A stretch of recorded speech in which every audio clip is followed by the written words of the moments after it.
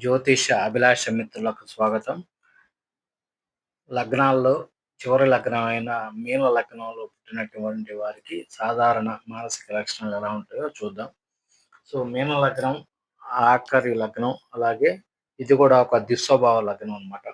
So, ఈ లగ్నంలో పుట్టినటువంటి వారు కళలకు, కళాకారులకు, రససిద్ధికి, భావోద్వేగాలకు, ఊహాలోకాలకు, సౌందర్య ఆరాధనకు, ప్రకృతి పరిశీలనలకు సంబంధించినటువంటి లగ్నం అన్నమాట ఇది. సో, ఇందులో మైమరిచిపోవుట, సుఖాల గాని, దుఃఖాల గాని తన్మయత్వం చెందుట వీరి లక్షణం అన్నమాట.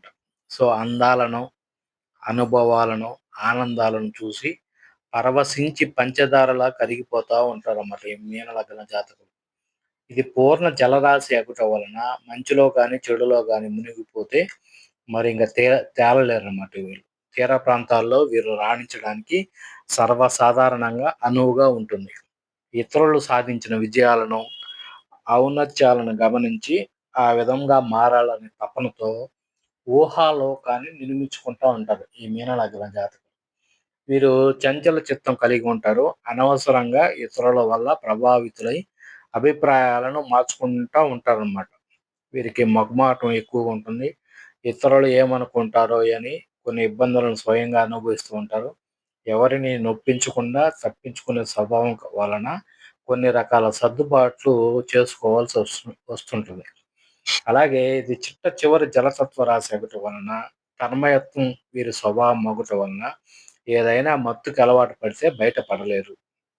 అది మద్యం కానీ, మగవు గానీ, డ్రగ్స్ గానీ ఏదైనా కావచ్చు. కాబట్టి వ్యసనాల విషయంలో వీరు జాగ్రత్తగా ఉండాలి.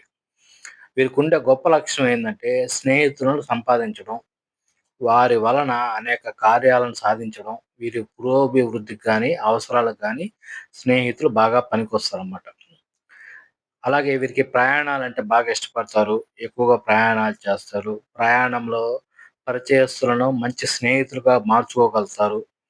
అనాథలను, ఆపదలో ఉన్న వారిని ఆదుకునే స్వభావం కూడా కలిగి ఉంటారన్నమాట. వీరు కృతజ్ఞ భావం కలిగి అవసరాలకు అందరికీ హెల్పింగ్ నేచర్‌గా ఉంటారు. అలాగే వీరు ఉద్యోగంలో కన్నా లలిత కళా రంగాల్లో, సామాజిక సేవా కార్యక్రమాల్లో అధికంగా రాణిస్తూ, ఉద్యోగం చేసిన గుర్తింపు మాత్రం ఆ రంగాల్లోనే కనపడుతుంది. వీరికి పాదాలకు సంబంధించిన రోగాలు కానీ, దెబ్బలు కానీ, అంగవైకల్యం గానీ జీవితకాలం ముందు కలిగే అవకాశం చాలా ఎక్కువగా ఉంటుంది ఈ మీన లగ్నంలో పుట్టినటువంటి వారికి.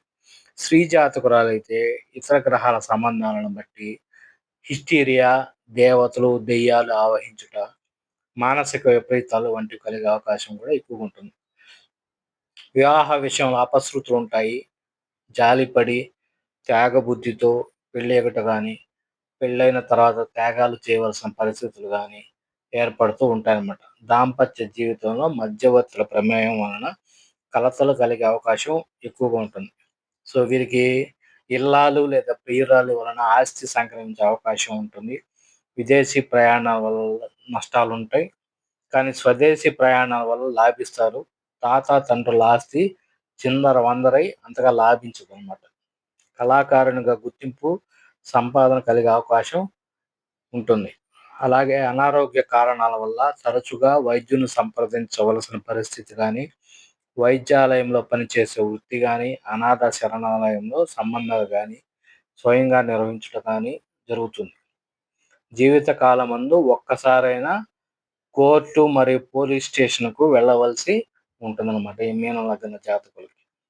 ఎందుకంటే ఇది గురువుకు సంబంధించిన రాశి కాబట్టి, ఆ గురు గ్రహానికి కోర్టు, ఈ పోలీస్ స్టేషన్‌కి సంబంధించినటువంటి కారకత్వాలు కూడా ఉన్నాయి కాబట్టి, వాటికి మనం ఒక్కసారన్నా వెళ్లి రావాల్సిన పరిస్థితి ఈ మీన లగ్న జాతకులకి ఉంటుందన్నమాట. సో, ఇది మీన లగ్నంలో పుట్టినటువంటి వారికి లక్షణాలు. సో, వీడియో నచ్చినట్టయితే లైక్ చేసి, షేర్ చేసి, సబ్స్క్రైబ్ చేసుకోండి. స్వస్తి.